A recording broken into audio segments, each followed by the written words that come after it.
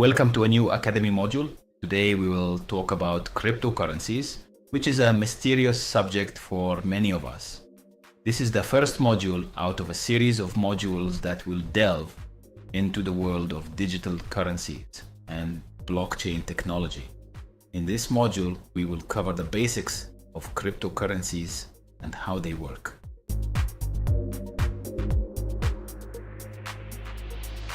This module on cryptocurrency basics won't show you how to get rich. It mostly comes down to knowing what, why, and when cryptocurrency first emerged. It will also help you avoid falling for Bitcoin scams or making costly mistakes. It gives you a solid understanding of Bitcoin and blockchain. It's like you came in and walked through the door. And when you come out on the other side, you'll have the most basic information about cryptocurrency in the simplest and clearest way possible. You'll be all set to explore and take advantage of the crypto market. If you already know the basics of cryptocurrency, you can totally skip this module and focus on making money and trading crypto instead. You can also check out this basic module to see if there are any other topics you're not familiar with, or if you can explain them better to others. Alright, in this lesson, we'll dive into what cryptocurrency is and how it turned into money. This is a fascinating article about the blockchain. Next up, let's dive into proof of work and proof of stake. There are lots of ways to make money in crypto, and you need to know some crypto lingo. Now you're all set to dive into the cryptocurrency world and make some money.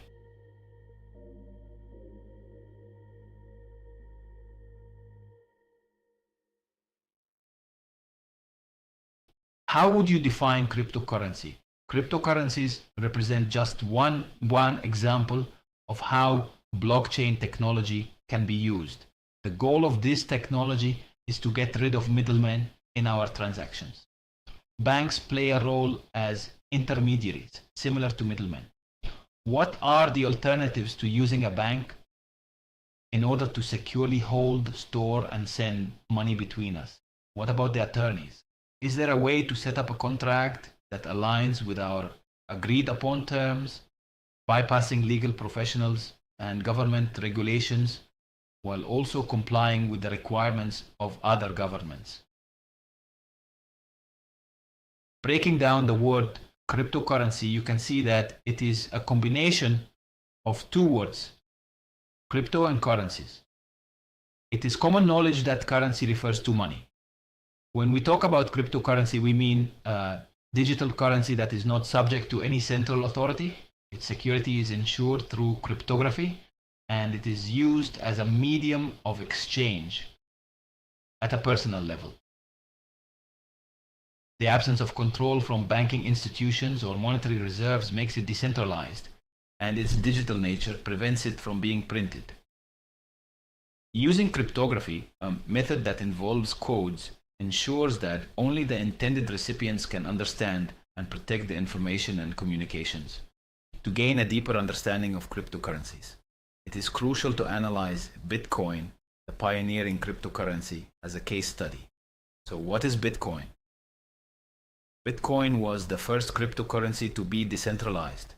Remember this definition because we will return to it later, after we clearly understand how Bitcoin fits into the progression of currency.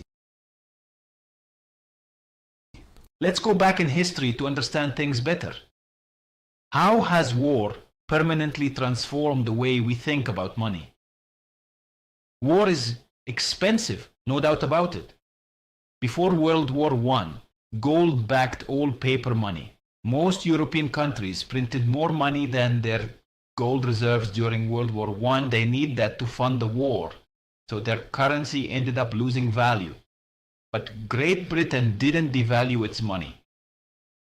And boom, the Second World War happened.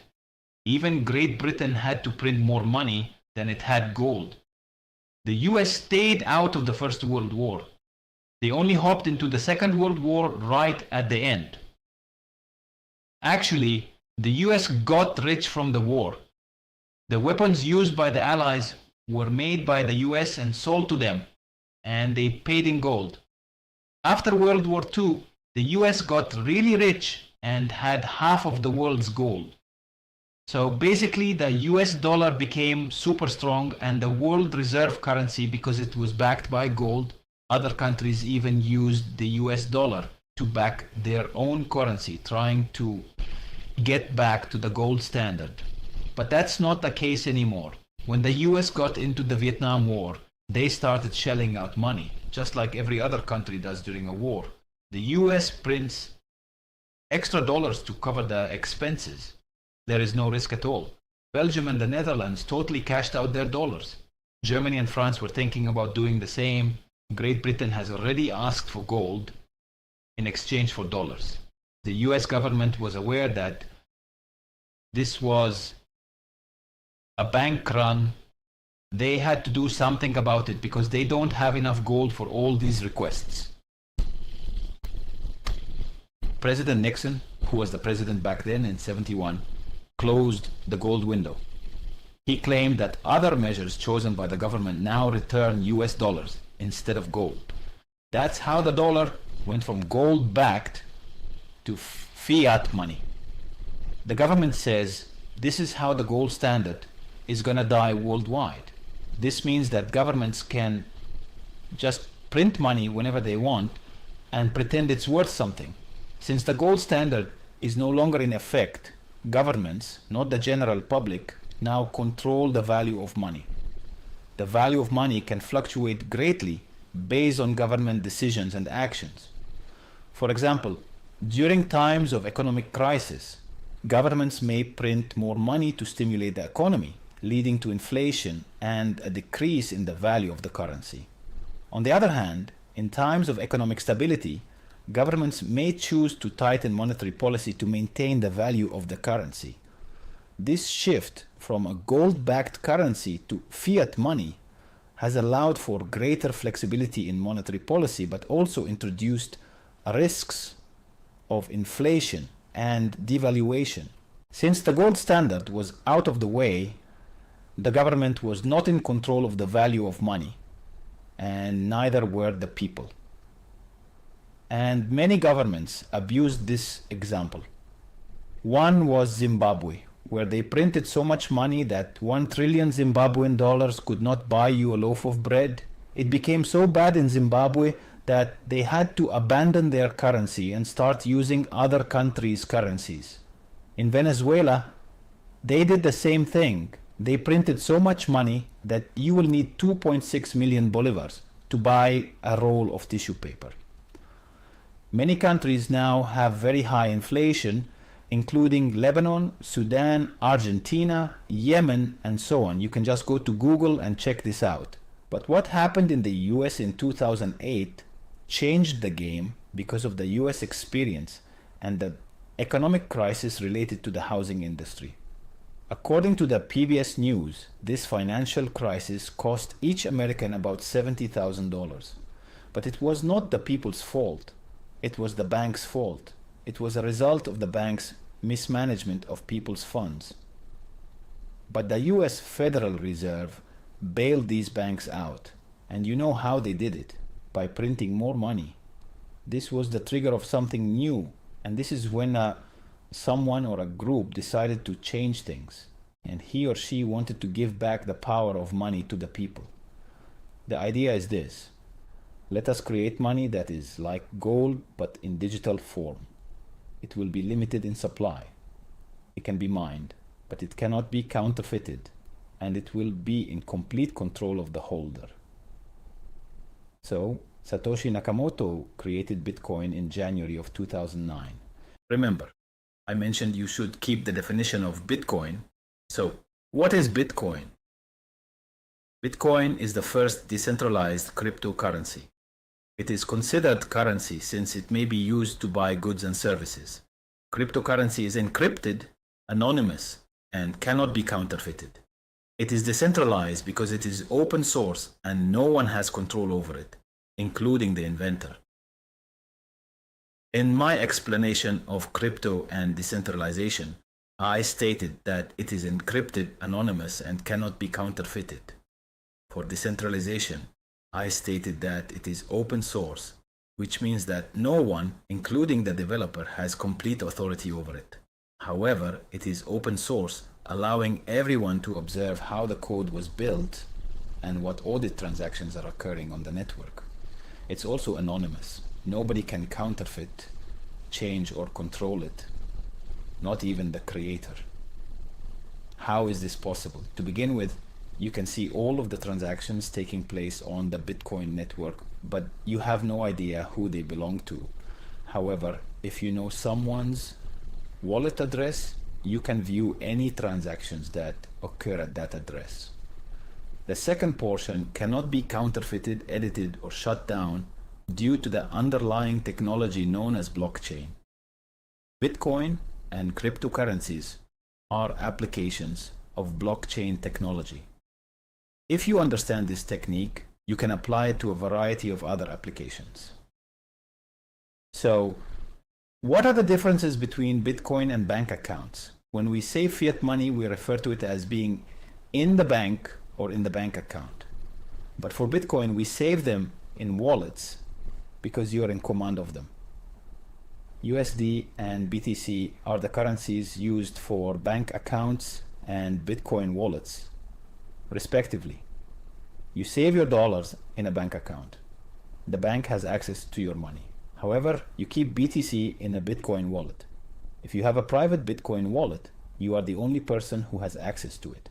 And for account information, if I need someone to pay me money, I must provide my name to the bank account, then give him my bank's SWIFT code and account number, and so on.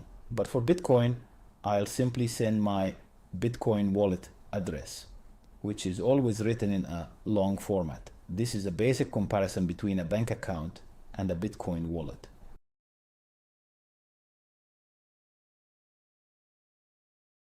You'll hear the term blockchain a lot with cryptocurrency.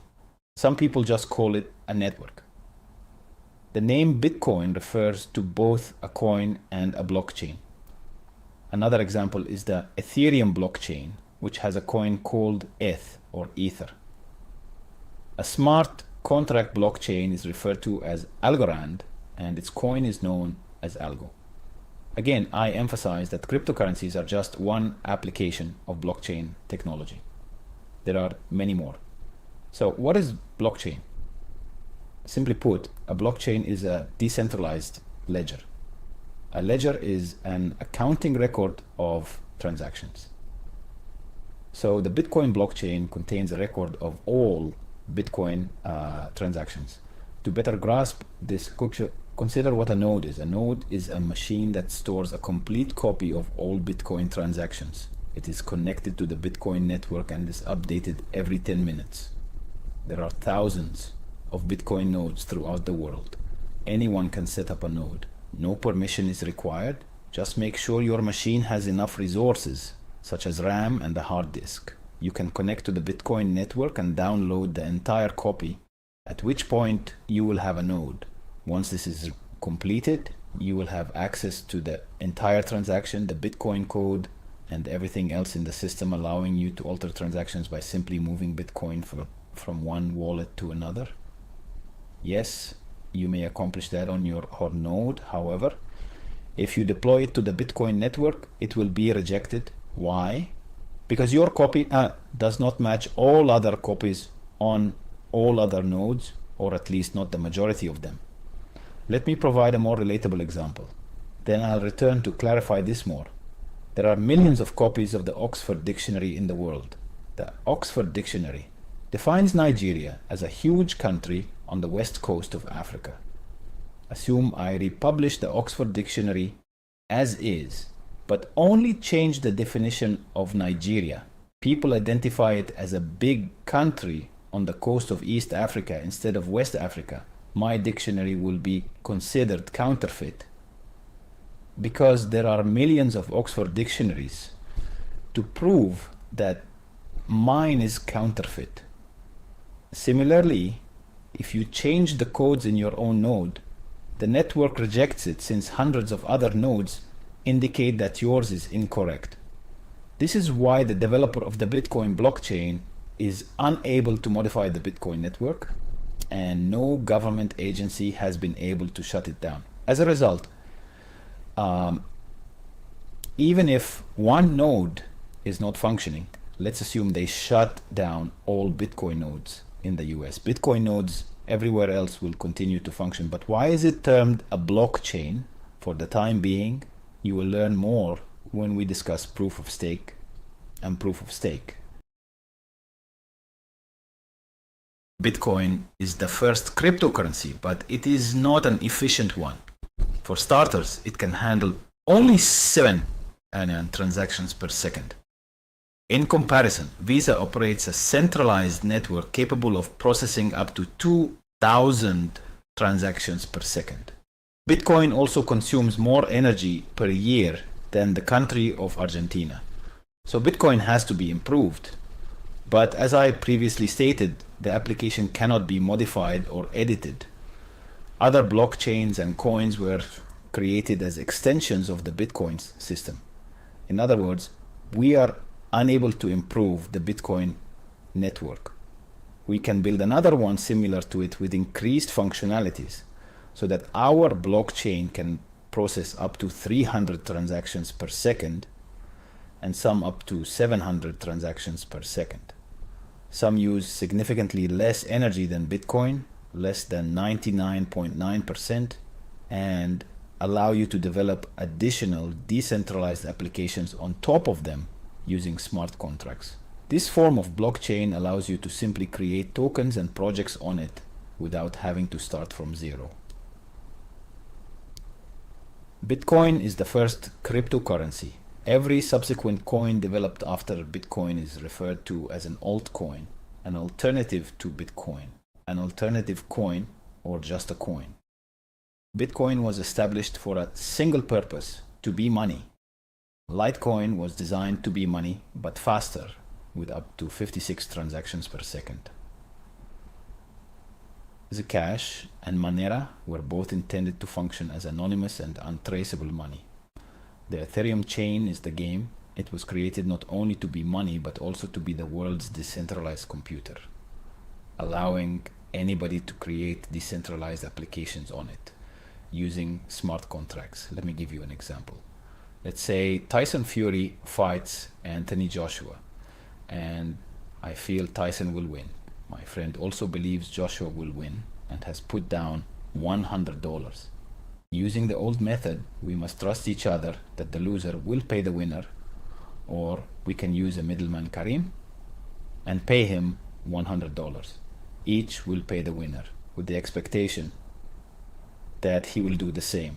Karim agrees, but requires that he charge 20% for the service, which is a costly rate. If we want to do this on Ethereum, we don't need to trust anyone. Instead, we can build a smart contract that says, pay this person the total sum if Tyson Fury wins, or pay that person if Joshua wins, and return the money to each if there is a tie. Once this contract is deployed on Ethereum, it cannot be changed or updated. We also put our money into smart contracts. Whatever the conclusion of the fight is, we carry out the smart contract accordingly. So we saved the large costs that could have gone to a middleman, and the trust issue is eliminated. We'll say it is trustless that a smart contract is acute. According to how we have set it, it is just like trusting that the sun will rise each day. Whether you like it or not, it will rise. Ethereum is not perfect, but it has a first mover advantage. That is why it is the second largest cryptocurrency in terms of market capitalization. It can handle up to 20 transactions per second. There are over 20,000 tokens. Many of them are scams or shady projects, with only a few truly fantastic ones. One essential point to note is that miners and validators are responsible for confirming our transactions, which is one of the reasons the blockchain works. When I mentioned Bitcoin nodes all over the world, the majority of them are miners, and someone has to put up a node for a variety of reasons, regardless of the fact that it consumes a lot of data and electricity. So miners profit from block rewards and transaction fees. Miners confirm transactions using a proof of work consensus process Validators confirm transactions using a proof of stake consensus process. They contribute to the network security and are compensated for their efforts. In the next session, we will discuss proof of work and proof of stake in detail. We will also cover the differences between the two methods and how they impact the overall blockchain ecosystem. We will also show you how to trade crypto on Robinhood and Webull. If you see this video on YouTube, please like, share, and subscribe. It means a lot to me.